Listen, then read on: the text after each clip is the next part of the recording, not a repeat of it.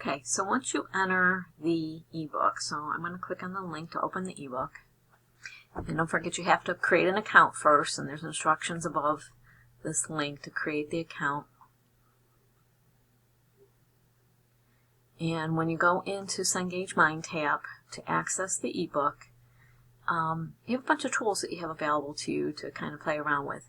But what it should do is it should open up in the textbook that you clicked on from that course. Okay. Please keep in mind that if you have multiple textbooks that are through Cengage, you can always go to courses and select a different textbook, okay, without having to go to a different course inside of Brightspace. So if you go into a unit here, okay, so let's say that you're looking for chapter 1. You can see this one covers chapters 1 through 5 in here. So I'm going to click on that. That expands the outline, and I'm going to go ahead and open up chapter 1. And basically all you're going to be doing is reading the book for this course. So I'm going to click on this Prepare to Read Chapter 1.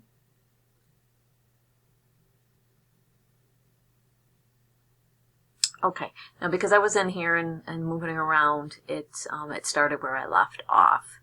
But I'm going to go back, and those lines in the upper right hand corner let me go in and pick a different chapter. So this will let me go in, and if I wanted to go to a different part of the chapter, I can do that. And that's how you can go through the different chapters, the different parts of the chapter. That's one way to do it.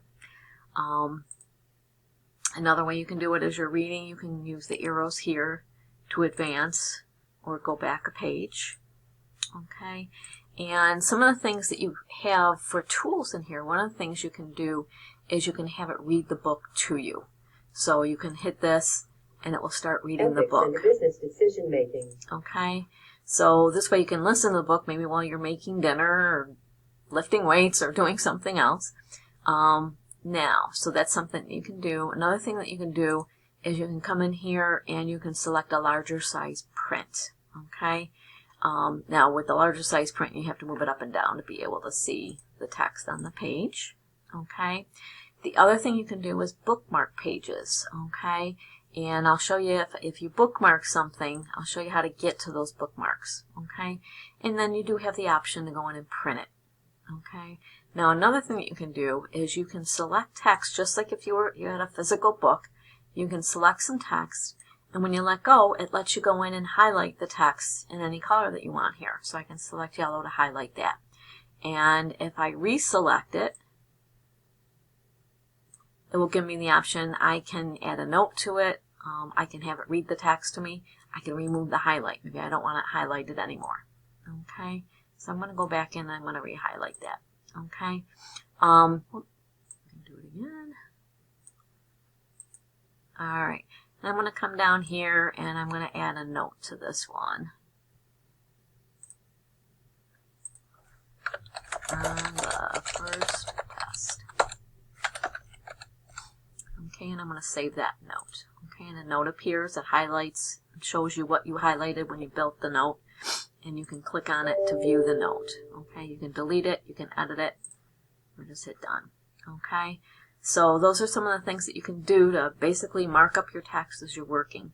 Now, one of the things you can do is, let me go ahead and I'm going to get into this study hub.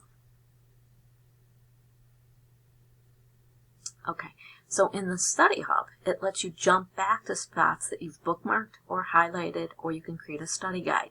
Now I did create a study guide in another location, but if I tell it to look at bookmarks, it will tell me what chapters and where I have the bookmarks. So I can go in and actually click on it, and it would jump to that part of the text inside the book for me. Okay, so that's one way that you can use this study hub. If you do notes and highlights, so if I go in here, I can see that I have a note here, and it lets me look at it, and I can hit this arrow and have it jump to that spot in the course of where I have it highlighted it. All right, if you have, let me see here, there's another one, so I have some stuff here. Here's my notes, and again, I can click on it, and it will jump to that spot inside the text. Okay, so So those are some of the things that you can use to help you navigate through the book. And this takes me back to chapter 1.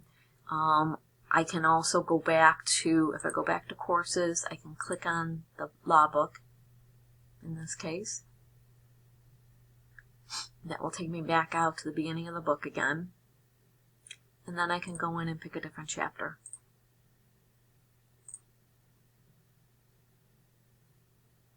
Okay, so that's how you can go through and you can navigate the book and mark highlights, mark notes, things like that, and work with the textbook.